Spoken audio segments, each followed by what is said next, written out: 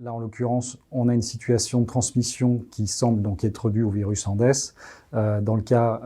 présent, les enquêtes en cours verront si on confirme une transmission interhumaine, mais le fait est que ce sont des choses qu'on a déjà observées dans des proportions qui semblent à peu près compatibles avec celles en cours sur le bateau, et que dans cette hypothèse-là, de toute façon, le virus en lui-même aurait dû être importé depuis le port d'attache, de point de départ ou d'origine des populations. Et à l'heure actuelle, nous n'avons aucune alerte en population générale, et dans ce cas-là, j'ai envie de dire en vie réelle, sur le fait qu'on ait une transmission accrue d'une épidémie d'hantavirus sur un des territoires d'où le germe aurait pu provenir. Donc, vraisemblablement, on est face à une situation très singulière due à des conditions techniques, matérielles et de population qui font qu'on a cette chaîne de transmission, mais que finalement, dans des conditions beaucoup plus classiques,